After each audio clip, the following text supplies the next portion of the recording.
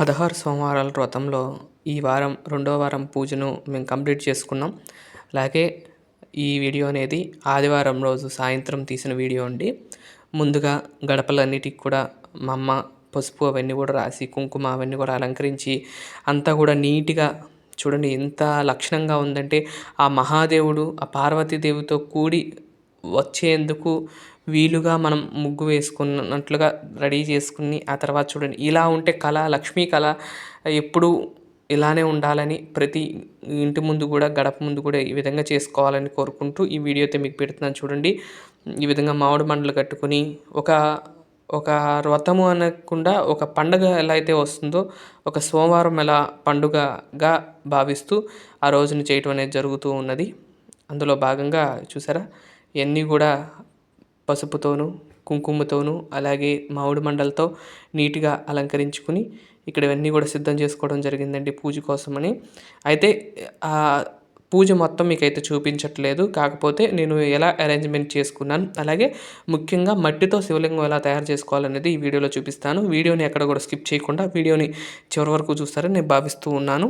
అయితే ఈ గడపలకి ఈ విధంగా అయితే మామిడి మండలు ఇవన్నీ కూడా కట్టుకోవడం జరిగింది. గడప ముందు కూడా ముగ్గు వేయటం అనేది జరిగిందండి.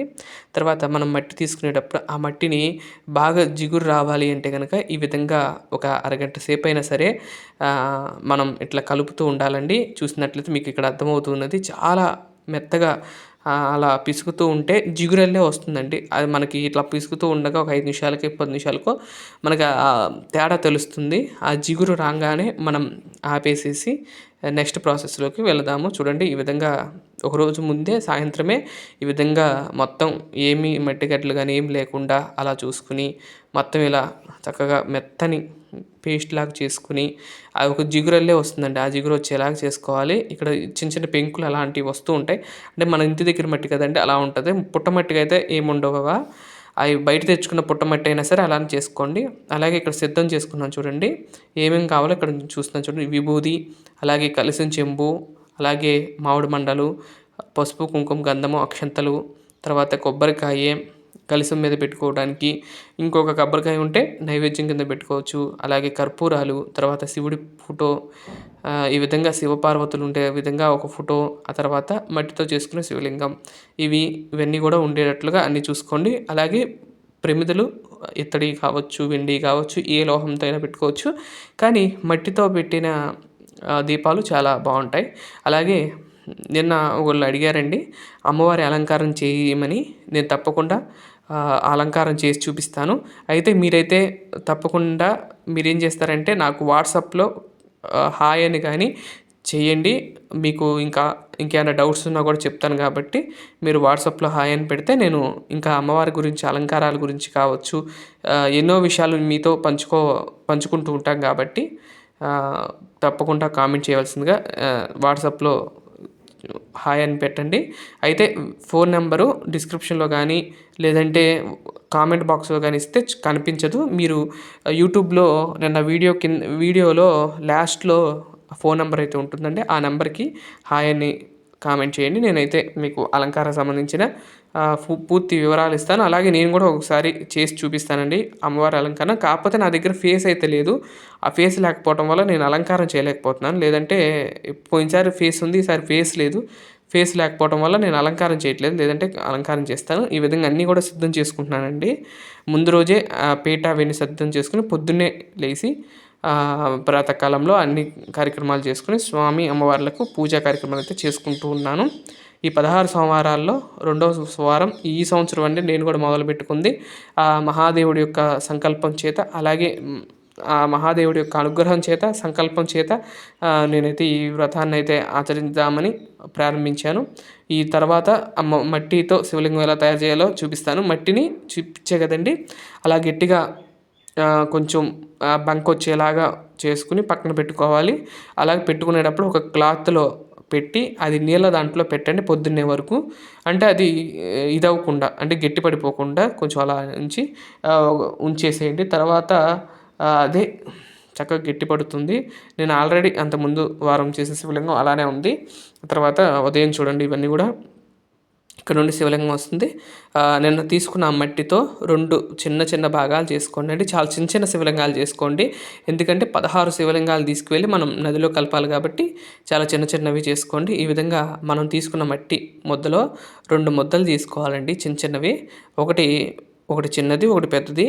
పెద్దదేమో పానవట్టం కింద, చిన్నదేమో మనకి శివలింగాకారంలో పైన ఉండే శివలింగాకారానికి పెట్టుకునే విధంగా ఈ విధంగా ఆ 2 కూడా రెడీ చేసుకోవడం జరుగుతుంది. ఇక్కడ పానవట్టం తయారు చేస్తున్నాను చూడండి.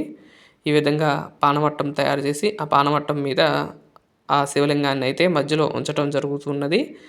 చూసినట్లయితే ఈ విధంగా 4 మూలల్లో చేసుకుని నాకైతే రౌండ్ కావాలంటే రౌండ్ చేసేసుకోవచ్చండి.